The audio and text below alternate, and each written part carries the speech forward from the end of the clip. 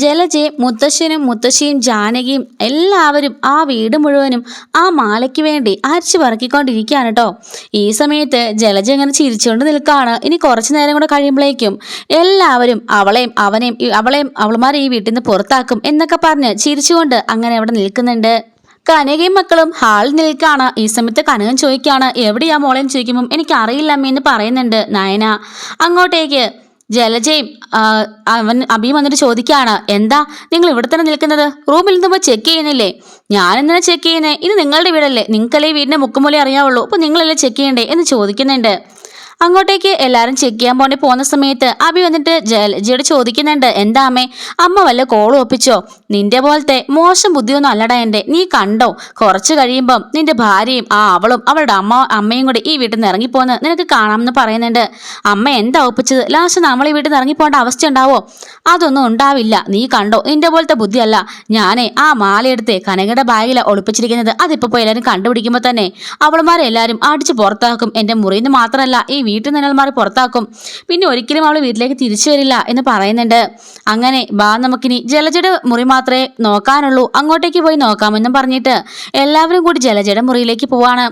ബാ എൻ്റെ മുറിയായിട്ട് ഇനി എന്തിനാ മാറ്റി വെക്കുന്നതെന്ന് ചോദിച്ചുകൊണ്ട് ജലജ എല്ലാവരും വിളിച്ച് റൂമിലേക്ക് വിളിക്കുന്നുണ്ട്. അങ്ങനെ എല്ലാവരും ജലജയുടെ മുറിയിൽ ഇങ്ങനെ വെയിറ്റ് ചെയ്ത് നിൽക്കുകയാണ്. അനിയാണ് ആ ബാഗ് എടുക്കുന്നത്. അപ്പോഴേക്കും മുത്തശ്ശൻ പറഞ്ഞിട്ട് വേണ്ട കനകത്തിന് നോക്കണ്ടെന്ന് പറയുമ്പം അത് സാരമില്ല സാറേ, എല്ലായിടത്തും നോക്കിയതല്ലേ, എൻ്റെ കൂടെ നോക്കണം എന്ന് പറഞ്ഞിട്ട് കനക ബാഗ് എടുക്കാൻ പറയുന്നുണ്ട്. അങ്ങനെ ആ ബാഗ് എടുത്ത് അനി വെച്ച് നോക്കുന്നുണ്ട്. അപ്പോഴേക്കും അതിലൊന്നും കാണാഞ്ഞപ്പോഴേക്കും നമ്മുടെ ജലജയ്ക്ക് ടെൻഷൻ ആവുന്നുണ്ട്. നീ ഇങ്ങോട്ട് മാറിക്കേ, ഇങ്ങനൊന്നും അല്ല നോക്കണ്ടേന്ന് പറഞ്ഞിട്ട് ജലജ വെച്ച കൃത്യസ്ഥലത്തിന് ജലജ പോയി അരിച്ച് പറക്കുന്നുണ്ട്. അങ്ങനെ മുഴുവൻ സാരിയെല്ലാം കുടഞ്ഞു മാറ്റി അവൾ വെച്ച സ്ഥലത്തിന് നോക്കുകയാണ്. അപ്പോഴേക്കും മുത്തച്ഛൻ ചോദിക്കുകയാണ്, എന്താ ജലജ, നീ എവിടെയോ വെച്ചതുപോലെ ഉണ്ടല്ലോ, നിന്റെ നോട്ടം കണ്ടാലെന്ന് ചോദിക്കുമ്പോൾ അവളൊന്നും മിണ്ടാതെ വീണ്ടും അതിൽ അരിച്ചു പറക്കുന്നുണ്ട്. ഈ ബാഗ് തപ്പിയതുപോലെ വേറെ ആരുടെയും ബാഗ് അപ്പച്ചി തപ്പിയില്ലല്ലോ എന്ന് ചോദിക്കുകയാണ് ആദർശ്. എപ്പോഴേക്കും നമ്മുടെ ജലജയ്ക്ക് നല്ല ടെൻഷനായി. ഈശ്വര, ഇനി അത് അവൾ കണ്ടിട്ട് അവൾ തന്നെ അടിച്ചു മാറ്റി വെച്ചോ, അവൾ കൊണ്ടുപോയി കാണുമോ, ഈ ഒരു അവസരം മിസ്സായല്ലോ എന്നൊക്കെ പറഞ്ഞ് ജലജ ഇങ്ങനെ ആലോചിച്ചുകൊണ്ട് നിൽക്കുകയാണ്. അങ്ങനെ എല്ലാവരും പോയി കഴിയുമ്പോഴേക്കും അഭി വന്നിട്ട് ജലജയോട് പറയുന്നുണ്ട്, ഇപ്പൊ എന്തായി അമ്മയുടെ ബുദ്ധി? അവളുമാർക്ക് കണ്ടോ, കിട്ടിയെങ്കിൽ 10 പവന്റെ സ്വർണ്ണമായിരിക്കും അവളുമാർക്കും കിട്ടാൻ പോകുന്നത്. എല്ലാം പോയില്ലേ? മിക്കവാറും ആ കനകം പോയി എന്തെങ്കിലും ബാഗ് തുറന്നപ്പോൾ അതിൽ കിടക്കുന്നത് കണ്ടു കാണും. അങ്ങനെ അവരതെടുത്ത് മാറ്റിയും കാണും. എല്ലാം പോയത് നമുക്കാ അമ്മയുടെ ഈ ഒരു ബുദ്ധി കൊണ്ടെന്നൊക്കെ പറയുമ്പോൾ, എൻ്റെ ബുദ്ധി കൊല്ലടാ കുഴപ്പം, നിനക്കാ കുഴപ്പം, നിന്നെ പോലെ ഒരു മകനുണ്ടായതാ എൻ്റെ ഏറ്റവും വലിയ വിഷയം എന്നൊക്കെ പറയുന്നുണ്ട്. ഞാൻ എന്ത് ചെയ്തിട്ടാ അമ്മയല്ലേ എല്ലാം കാണിച്ചു കൂട്ടിയത് എന്നൊക്കെ പറയാൻ കേട്ടോ അവൻ.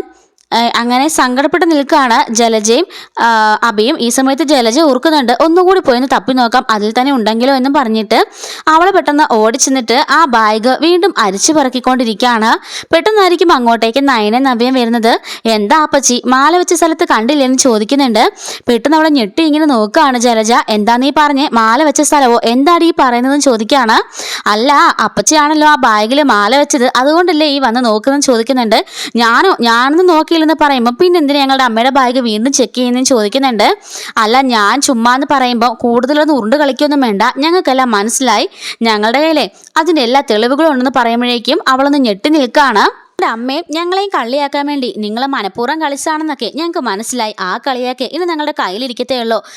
നിങ്ങൾ തപ്പി നടന്ന മാല എന്നും പറഞ്ഞിട്ട് അവളെ മാല കാണിക്കുമ്പം അമ്പടി കള്ളി, അപ്പം എന്നെ പഴിചാരി നീ മാല ഒളിച്ചു വെച്ചിരിക്കുകയായിരുന്നല്ലേ, എനിക്ക് മനസ്സിലായെന്ന് പറഞ്ഞിട്ട് ജലജ, മിണ്ടി പോവരുത്, നിങ്ങൾ മാല ഒളിപ്പിക്കുന്നതൊക്കെ ഞാൻ മൊബൈലിൽ ഷൂട്ട് ചെയ്ത് വെച്ചിട്ടുണ്ട്. ഞാൻ ആ മുറി പൂജാമൂല കൊണ്ട് മാല വെച്ചപ്പോൾ തന്നെ നിങ്ങളുടെ പുറകെ നിൽക്കുന്നത് ഞാൻ കണ്ടായിരുന്നു. നിങ്ങൾ ഇതുപോലെ എന്തെങ്കിലും കാണിക്കുന്ന എനിക്ക് ഉറപ്പായതുകൊണ്ട് തന്നെ ഞാൻ നിങ്ങളെ ഫോളോ ചെയ്ത് വരികയായിരുന്നു. അപ്പോഴാണ് എൻ്റെ അമ്മയുടെ ബാഗിൽ ഈ മാല വെക്കുന്നത് ഞാനും ചേച്ചിയും കണ്ടത്. അപ്പം തന്നെ എനിക്ക് കാര്യം മനസ്സിലായി എന്ന് പറയുന്നുണ്ട് നയന. എന്നിട്ട് പറയുന്നുണ്ട്, ദയവ് ചെയ്ത് ആരോടും പറയല്ലേ, ഞാനിനി ഒരു തെറ്റും ചെയ്യില്ല എന്നൊക്കെ പറയാണ് ജലജ. നിങ്ങളെപ്പോലെ ഒരു നശിച്ച സ്ത്രീയെ ഞങ്ങൾ കണ്ടിട്ടില്ല. എപ്പോഴും എൻ്റെ അമ്മേനെ കള്ളിന്ന് വിളിക്കുമല്ലോ, ആ പേര് ചേർന്ന് നിങ്ങൾക്ക് നിങ്ങളുടെ മകനും തന്നെയാ. ഇമാതിരി പ്രവർത്തികൾ നിങ്ങൾ മാത്രമേ ഈ വീട്ടിൽ ചെയ്യാറുള്ളൂ, എന്തൊരു സ്ത്രീയാ നിങ്ങൾ എന്നൊക്കെ ചോദിക്കുന്നുണ്ട്. എനിക്കൊരു അബദ്ധം പറ്റിപ്പോയി, ദയവ് ചെയ്ത് ആരോടും പറയില്ലേ എന്ന് പറയുമ്പം, ഓഹോ ഇതപ്പോൾ അബദ്ധമാണല്ലേ, എൻ്റെ അമ്മേനെ ഇപ്പോൾ പിടിച്ചിരുന്നെങ്കിൽ എല്ലാവരും കൂടി കള്ളിയാക്കി അടിച്ച് പുറത്താക്കത്തില്ലായിരുന്നോ? അത് കാണാനല്ലേ നിങ്ങൾ ഇത്രയും ചെയ്തത്, അപ്പോൾ നിങ്ങളെ അടിച്ച് പുറത്താക്കുന്നത് ഞങ്ങൾക്കൊന്ന് കാണണ്ടേ എന്നൊക്കെ ചോദിക്കുമ്പോഴേക്കും ജലജ പറയാണ്, സോറി, ഞാൻ ഇനി ഒരു തെറ്റും ചെയ്യില്ല സത്യമായിട്ടും എന്നൊക്കെ പറഞ്ഞ് ക്ഷമ ചോദിക്കുകയാണ് നയന. ശരി, മാല, ഈ മാല കൊണ്ട് ഇരുന്നിടത്ത് തന്നെ കൊണ്ട് വെച്ചിട്ട് എല്ലാവരോടും നിങ്ങളതിൻ്റെ കാര്യം പറ എന്ന് നയന പറയുന്നുണ്ട്. അങ്ങനെ ജലജ സമ്മതിച്ചിട്ട് അവിടുന്ന് പോകുന്നുണ്ട്. നവ്യ പറയാണ്, നീ എന്തിനാ അവിടെ രക്ഷപ്പെടാൻ അനുവദിച്ചത്? ഇപ്പം തന്നെ വിളിച്ച് എല്ലാവരെയും കാണിക്കണമായിരുന്നു അവർ തനി നിറം എന്താണെന്ന്. നയനെ പറയാണ്, വേണ്ട ചേച്ചി, ഇപ്പോൾ ഒരു വിഷയം ഉണ്ടാക്കണ്ട. ഇനി അവരെന്തെങ്കിലും കാണിക്കട്ടെ. ആ ഷൂട്ട് ചെയ്ത് എൻ്റെ കയ്യിൽ ഇരിപ്പുണ്ടല്ലോ, ഞാൻ അവർക്ക് ശരിക്കൊരു പണി കൊടുത്തോളാം എന്ന് പറയാണ്. അങ്ങനെ ജലജ പെട്ടെന്ന് തന്നെ കൊണ്ട് ആ മുറിയിൽ മാല വെക്കുകയാണ്. ഇതേ സമയത്ത് അങ്ങോട്ടേക്ക് ദേവയാനിയും ജാനകിയും വരുന്നുണ്ട്. എന്താ ജലജ എന്ന് ചോദിക്കുമ്പം ദാ മാല കിട്ടി, ആ പൊട്ടി, ഇത് ശരിക്കും നോക്കിയിട്ടില്ല, മാല ബോക്സിൽ തന്നെ ഉണ്ടായിരുന്നു എന്ന് പറയുന്നുണ്ട്.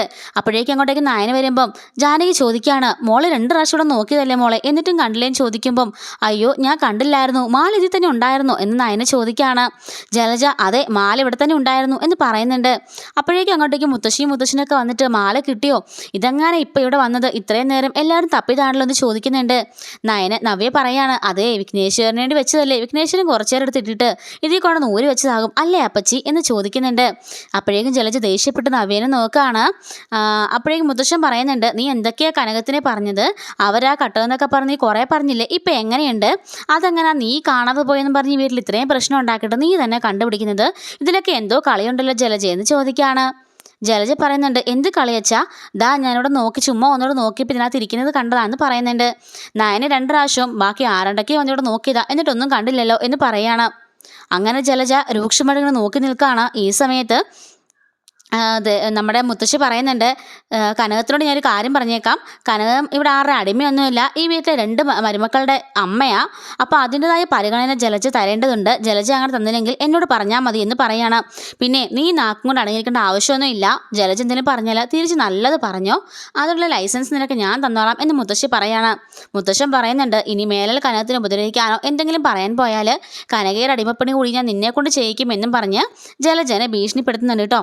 അങ്ങനെ കനകം മനസ്സിലോർക്കാണ്, ഓ അപ്പം ഇവരെ മുഖത്തിട്ട് അടിക്കാനുള്ള ലൈസൻസ് വരെ മുത്തശ്ശി തന്നല്ലോ, സമാധാനമായി, ഇനി ലൈസൻസോടുകൂടി ചെയ്യാലോ എന്നൊക്കെ പറഞ്ഞ് കനകം സന്തോഷിച്ചിങ്ങനെ അവിടെ നിൽക്കുന്നുണ്ട്.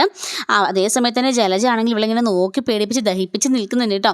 അപ്പം മുത്തശ്ശിന് ഏതാണ്ടൊക്കെ കാര്യങ്ങൾ മനസ്സിലാവുന്നുണ്ട്, ഇതിലെന്തോ ഒരു കള്ളത്തരമുണ്ടെന്നും അത് ജലജയാണ് ചെയ്യുന്നൊക്കെയുള്ള കാര്യങ്ങളൊക്കെ മുത്തശ്ശിന് മനസ്സിലാവുന്നുണ്ട് കേട്ടോ. അപ്പോൾ ഇതായിരുന്നു ഇന്നത്തെ വീഡിയോ. ഇതുപോലെ എല്ലാ ദിവസവും നമ്മുടെ ചാനലിലൂടെ ഡെയിലി വീഡിയോസും അതുപോലെ തന്നെ വരാനിരിക്കുന്ന വീഡിയോസൊക്കെ അപ്ലോഡ് ചെയ്യുന്നുണ്ട് കേട്ടോ. അതുപോലെ തന്നെ മുത്തശ്ശൻ ജലജന് ഒരു കാര്യം കൂടി പറയുന്നുണ്ട്, ജലജയുടെ പെൺമക്കളെ 2 പുറത്തുനിന്ന് പഠിക്കുന്നതിന് കേട്ടോ. മുത്തശ്ശൻ പറയാണ്, നന്നായി, നിന്റെ പെൺമക്കൾ 2 പുറത്തുനിന്ന് പഠിക്കുന്നത്, അല്ലാന്നുണ്ടെങ്കിൽ ഇത് അവരും കൂടി കണ്ട് പഠിച്ചിട്ട് ഇതേ സ്വഭാവം കാണിച്ചതിന് നിന്റെ ഈ സ്വഭാവം എന്തായാലും നന്നായി, നിന്റെ ഒരു മോൻ മാത്രമല്ലേ ഇതുപോലെ പിഴച്ചു പോയുള്ളൂ എന്നൊക്കെ മുത്തശ്ശൻ ചോദിക്കുന്നുണ്ട് കേട്ടോ.